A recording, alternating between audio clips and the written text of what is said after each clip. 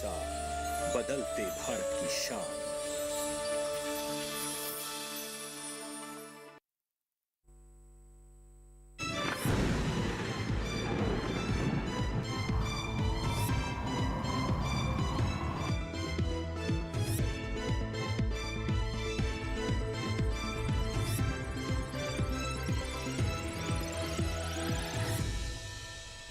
नमस्कार, मौसम खबर में आपका स्वागत है। आपके साथ मैं हूं अंटू सिंह।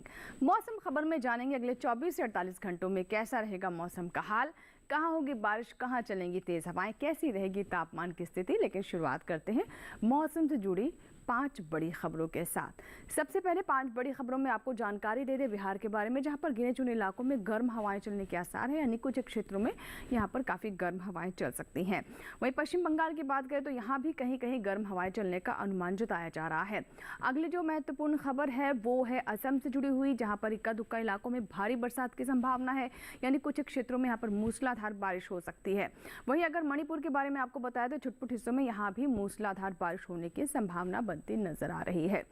और गुजरात से भी जुड़ी महत्वपूर्ण खबर है, बिजली की चमक के साथ यहाँ पर तेज हवाएं चलने की संभावना है। तो ये थी मौसम से जुड़ी 5 बड़ी खबरें। आइए बात करते हैं गर्मी अपडेट के बारे में। गर्मी अपडेट में हम आपको बताते हैं कि कहां कहां पर गर्म हवाएं चलने की संभावना बनती नजर आ रही है, जिसको लेकर सतर्क रहने की आवश्यकता है। आप पूरा मैप देख सकते हैं, जिसमें ज़्यादातर क्षेत्र आपको हरे रंग में दिखाई दे रहे हैं, यानी इनको लेकर किसी तरह की कोई चेतावनी नहीं है। लेकिन जो क्षेत्र यहाँ पर आप नारंगी रंग में देख रहे हैं वहाँ पर सावधान रहने की आवश्यकता है। खासतौर पर बिहार, झारखंड, गांगे पश्चिम बंगाल, उप हिमालय पश्चिम बंगाल और सिक्किम के बारे में आपको बताएं तो यहाँ पर काफ़ी गर्म हवाएं चलने की संभावना बन रही है। वहीं अगर हम नजर डालें पूर्वी उत्तर प्रदेश, पश्चिमी उत्तर प्रदेश, ओडिशा और तेलंगाना के बारे में तो यहाँ पर भी गर्म हवाएं चल सकती हैं। अब बात करते हैं मौसम अलर्ट के बारे में। तो मौसम अलर्ट में हम आपको जानकारी देते हैं कि किस किस तरह का अलर्ट अलग अलग क्षेत्रों को लेकर जारी किया गया है। यहाँ भी आप देखिए, जो राज्य आपको यहाँ पर हरे रंग में दिखाई दे रहे हैं वहाँ को लेकर किसी तरह की कोई फिलहाल चेतावनी नहीं है।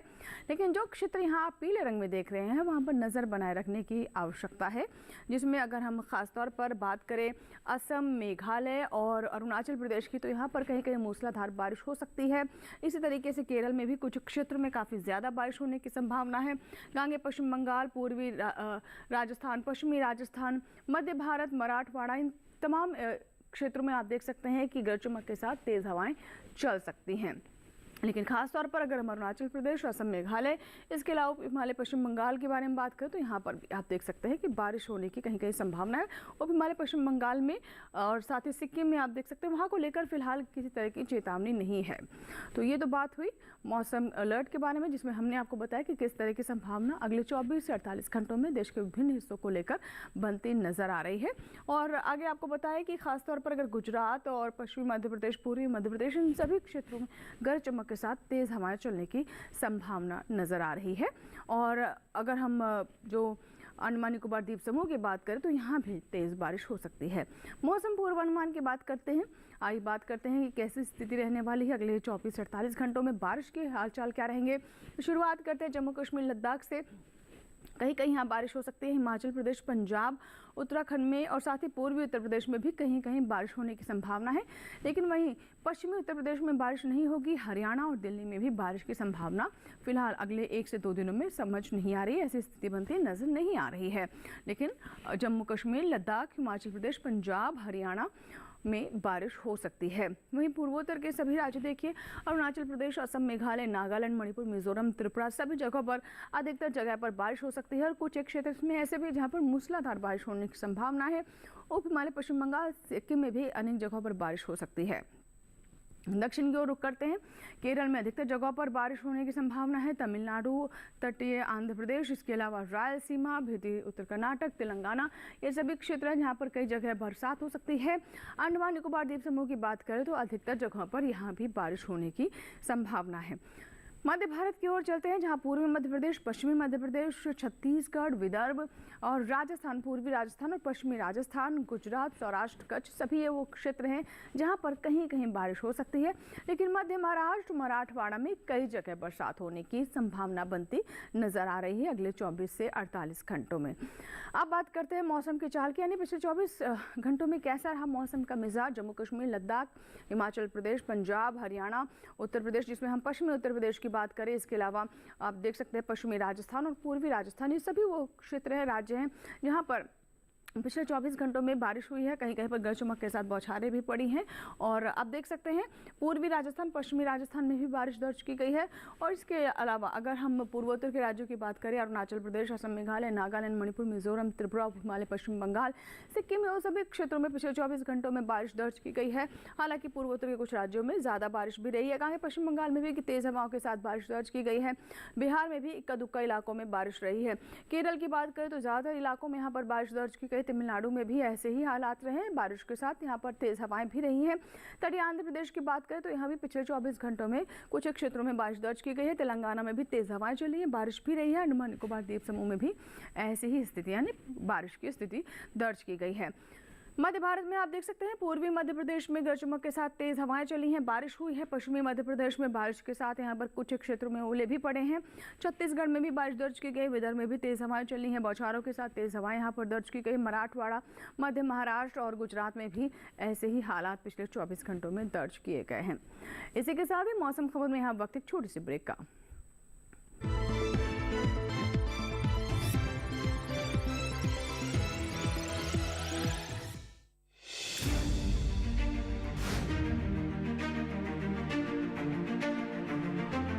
फसलों के भाव से लेकर उनकी आवक तक, पैदावार से लेकर बुआई के क्षेत्रफल तक, आयात से लेकर निर्यात तक, घरेलू से लेकर वैश्विक बाजार तक, मंडियों की सही और ताजा जानकारी पाएं। विशेषज्ञों की राय का लाभ उठाएं। देखिए मंडी खबर सोमवार से शनिवार शाम 5 बजे सिर्फ दूरदर्शन किसान पर।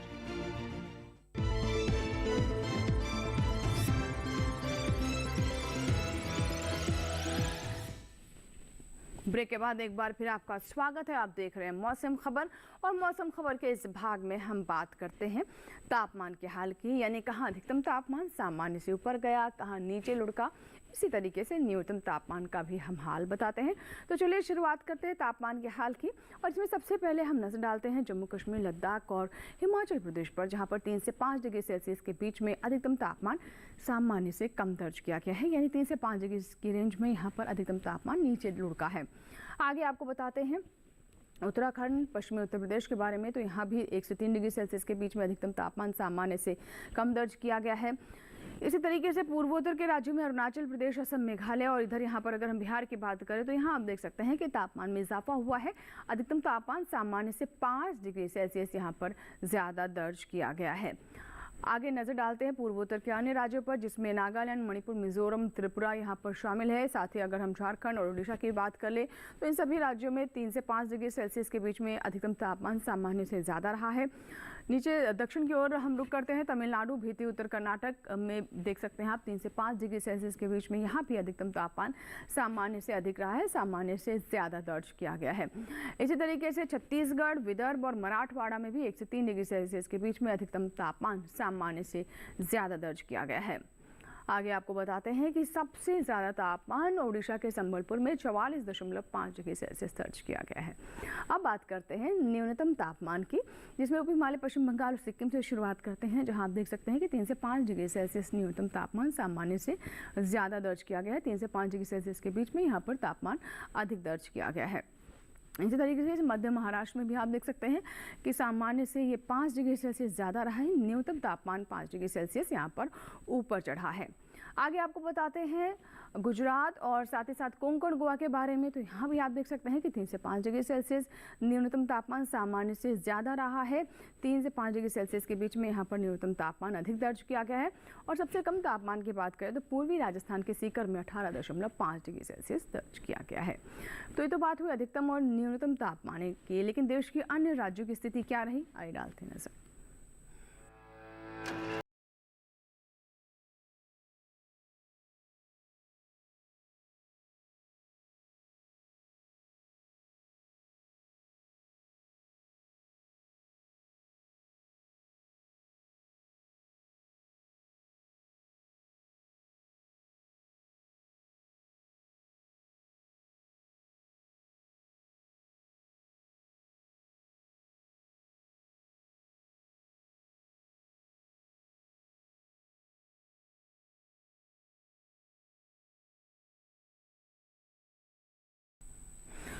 इसी के साथ ही यहाँ मौसम खबर में वक्त है एक छोटे से ब्रेक का। कहीं मत जाएगा, देखते रहे मौसम खबर।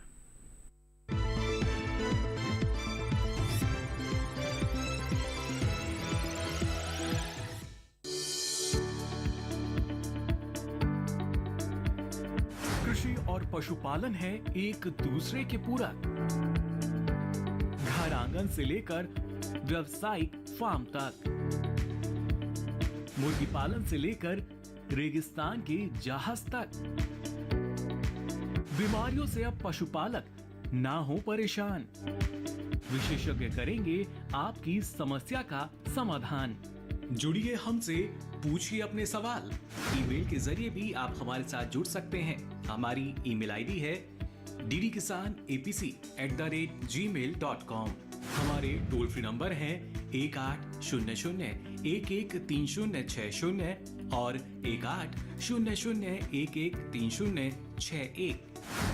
देखिए अपना पशु चिकित्सक हर रविवार शाम 6:30 बजे दूरदर्शन किसान चैनल पर।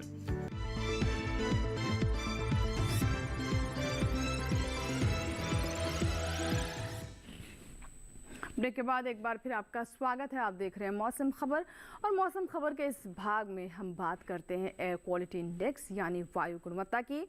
देश के जो प्रमुख शहर हैं वहाँ की हवा कैसी रही, वायु गुणवत्ता बेहतर हुई या बिगड़ी, संतोषजनक स्थिति में है या फिर खराब है। राजधानी दिल्ली से शुरुआत करते हैं। एक बार फिर से यहाँ की वायु गुणवत्ता में सुधार हुआ है। 157 आप देख सकते हैं, जो कि फिलहाल संतोषजनक श्रेणी में है। लखनऊ की बात करें तो 209 है, ये संतोषजनक श्रेणी से ऊपर है। और यहाँ आप देख सकते हैं कि ये थोड़ी खराब है, यहाँ की वायु गुणवत्ता थोड़ी खराब नजर आ रही है। पटना की बात करें तो पहले से थोड़ा यहाँ पर सुधार हुआ है, लेकिन अभी भी यहाँ की वायु गुणवत्ता थोड़ी खराब है, 220 है। पटना के बाद आपको बताते हैं बेंगलुरु के बारे में। यहाँ फिलहाल 100 से नीचे है वायु गुणवत्ता, जो कि अच्छी की कैटेगरी में है। 86 है बेंगलुरु की वायु गुणवत्ता। पुणे की बात करें तो 127 है, जो कि फिलहाल संतोषजनक श्रेणी में है, पुणे की वायु गुणवत्ता। आगे आपको बताते हैं कैसी रही वायु गुणवत्ता हैदराबाद की। तो यहाँ आप देख सकते हैं कि 132 है हैदराबाद की वायु गुणवत्ता, जो कि फिलहाल संतोषजनक श्रेणी में बनी हुई है। और हैदराबाद की लगातार स्थिति ऐसी है। कोलकाता की बात करें तो पहले हमने देखा था थोड़ा सुधार हुआ था, लेकिन 252 है अभी, और ये भी खराब की स्थिति में है, थोड़ी खराब है। मुंबई में फिलहाल स्थिति बेहतर है, 90 है वायु गुणवत्ता, और ये फिलहाल अच्छी है। तो ये है मुंबई की स्थिति। अहमदाबाद की बात करें तो आप देख रहे हैं कि लगातार यहाँ की वायु गुणवत्ता संतोषजनक श्रेणी में ही बनी हुई है, और अभी भी 110 है। हालांकि सिर्फ 10 अंक ऊपर होने की वजह से ये संतोषजनक कैटेगरी में है। अब बात करते हैं पर्यटन स्थलों के मौसम पूर्वानुमान की, जिसमें शुरुआत करते हैं जम्मू कश्मीर के गुलमर्ग से। यहाँ आप देख सकते हैं चारों दिन अच्छी धूप रहेगी। अधिकतम तापमान 19 से 20 डिग्री सेल्सियस, न्यूनतम तापमान 6 से 8 डिग्री सेल्सियस के बीच में रहेगा। यानी तापमान में ज़्यादा कोई उतार चढ़ाव नहीं है। हालांकि न्यूनतम तापमान में 1 से 2 डिग्री सेल्सियस ऊपर नीचे होने की संभावना है। अधिकतम तापमान शनिवार से लेकर सोमवार तक 20 डिग्री सेल्सियस पर ही कांस्टेंट रहेगा। मौसम काफ़ी साफ रहने वाला है। उत्तराखंड के मसूरी जाना चाहते तो यहाँ भी देखिए आप, अधिकतम तापमान यहाँ 26 से 28 डिग्री सेल्सियस के बीच में रहेगा। शुक्रवार शनिवार को बादल छाए रहेंगे, धूप भी खिलती रहेगी, लेकिन शनिवार और सोमवार को, रविवार और सोमवार को गरज चमक के साथ यहाँ पर बौछारें पड़ सकती हैं। न्यूनतम तापमान 17 से 18 डिग्री सेल्सियस के बीच में रहेगा। उत्तर प्रदेश के वाराणसी में शुक्रवार और शनिवार को यहाँ पर आप देख सकते हैं कि काफ़ी गर्म हवाएं चल सकती हैं। अधिकतम तापमान 45 डिग्री सेल्सियस तक जा रहा है, यानी काफ़ी ज़्यादा यहाँ पर हीट होने वाली, काफ़ी गर्मी आप महसूस करेंगे। हालांकि रविवार और सोमवार को थोड़ी राहत ज़रूर मिलेगी, बादल छाए रहेंगे, लेकिन धूप भी खिलती रहेगी, और 2 डिग्री सेल्सियस से तापमान नीचे जा सकता है। 43 डिग्री सेल्सियस अधिकतम तापमान यहाँ दर्ज किया जाएगा। बिहार के गया जाना चाहते हैं तो चारों दिन यहाँ भी देखिए काफ़ी गर्म हवाएं चल सकती हैं, और अधिकतम तापमान 45 डिग्री सेल्सियस तक यहाँ भी जा सकता है। हालांकि अन्य दिनों में आप देख रहे हैं 44 डिग्री सेल्सियस, लेकिन काफ़ी ज़्यादा गर्मी यहाँ भी अगले 4 दिनों में बनी रहेगी। काफ़ी गर्म हवाएं यहाँ पर चलने की संभावना है। न्यूनतम तापमान 27 से 28 डिग्री सेल्सियस। अगर आप गंगटोक जाना चाहते हैं तो यहाँ भी आप देखिए शुक्रवार को हालांकि बारिश होगी, लेकिन शनिवार रविवार को गरज चमक के साथ बौछारें पड़ सकती हैं। सोमवार को फिर से बारिश होने की संभावना है। अधिकतम तापमान में थोड़ा उतार चढ़ाव अगले 4 दिनों में आपको यहाँ पर महसूस होगा। 20 से 26 डिग्री सेल्सियस के बीच में तापमान यहाँ पर ऊपर नीचे होता रहेगा, और न्यूनतम तापमान में ज़्यादा उतार चढ़ाव फिलहाल नज़र नहीं आ रहा है।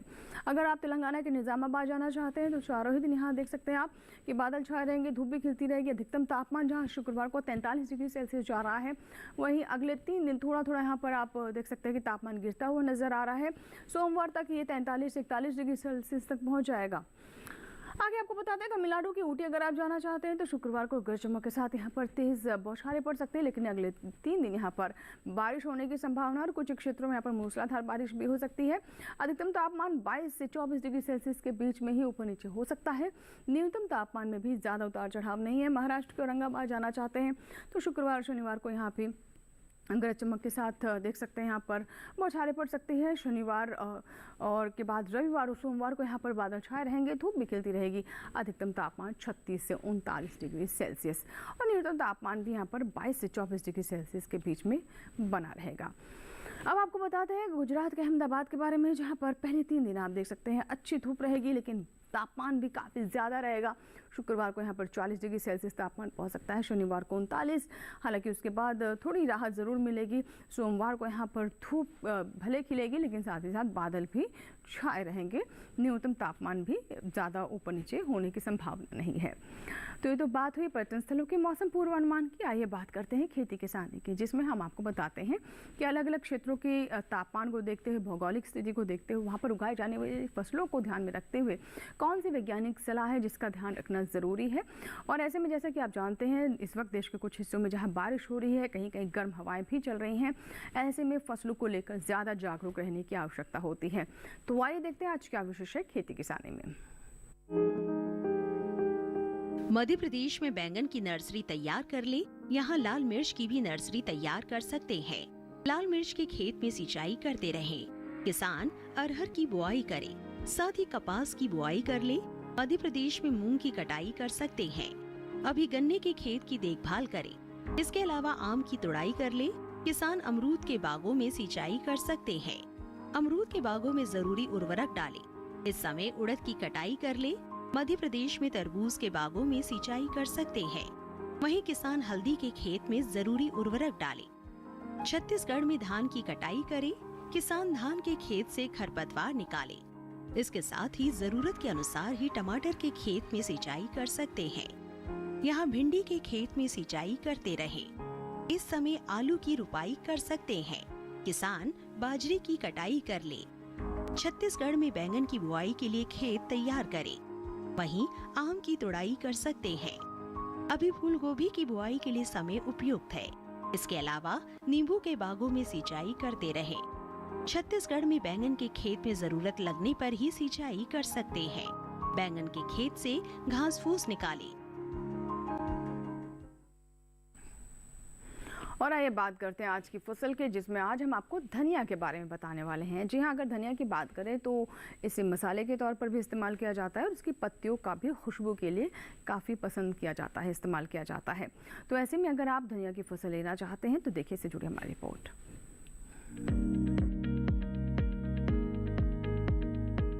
धनिये की खेती के लिए दोमट मिट्टी सबसे अच्छी मानी जाती है। इसे अच्छे जीवांश युक्त भारी भूमि में भी उगाया जा सकता है। खेत में जल निकासी का उचित इंतजाम जरूरी है। बोने से पहले खेत को अच्छी तरह जोत ले और मिट्टी को भुरभुरा बना ले। साथ ही मिट्टी को समतल कर ले। आखिरी जुताई में 100 से 120 क्विंटल प्रति हेक्टेयर की दर से गोबर की खाद मिला दे। बीज की मात्रा बुआई और सिंचाई की दशा पर निर्भर करती है। सिंचित दशा में 12 से 15 किलो बीज प्रति हेक्टेयर डालें, जबकि असिंचित दशा में इतनी ही जमीन के लिए 25 से 30 किलो बीज की जरूरत होगी। बोने से पहले बीज को उपचारित जरूर कर लें। साथ ही बुआई से पहले बीज को 12 घंटे पानी में भिगो कर रखें। कतार से कतार की दूरी 20 से 30 सेंटीमीटर, जबकि गहराई 2 से 2.5 सेंटीमीटर रखें। पूरी फसल में 4-5 सिंचाई की जरूरत होती है। पहली सिंचाई बुआई के 30 से 35 दिन बाद, दूसरी 60 से 70 दिन बाद, तीसरी 80 से 90 दिनों के बाद और चौथी 100 से 105 दिन बाद करें। पहली सिंचाई के बाद निराई गुड़ाई करके खरपतवार निकाल दें। 1 माह बाद फिर से निराई गुड़ाई करें। खरपतवार की रोकथाम के लिए विशेषज्ञों की सलाह पर उचित दवाओं का छिड़काव करें। धनिये में उकठा रोग चूर्णिल आसिता रोग हो सकता है। इसे ग्रामीण भाषा में दहिया भी कहा जाता है। रोकथाम के लिए रोग अवरोधी प्रजातियां बोकर भी बीमारियों से बचा जा सकता है। फसल चक्र अपनाना भी बेहतर रहता है, लेकिन किसान इस बात का ध्यान रखे कि फसल में किसी भी तरह की दवा का छिड़काव करने से पहले कृषि विशेषज्ञों की सलाह जरूर ले। पूरी फसल होने पर पत्तियों की तुड़ाई सावधानी से करें। ध्यान रहे तोड़ते समय पत्तियां बर्बाद ना होने पाए। 1 हेक्टेयर जमीन से 125 से 140 क्विंटल तक हरी पत्तियां ली जा सकती है।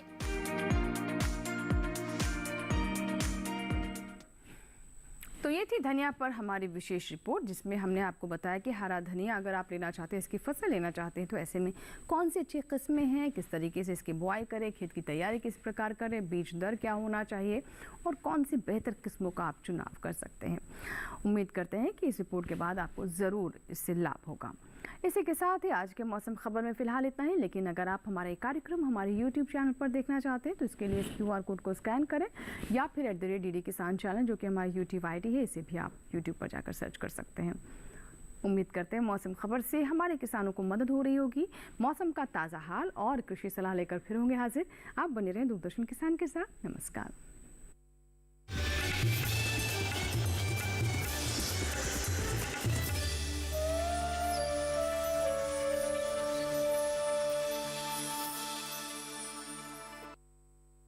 आज हम बैतूल जिले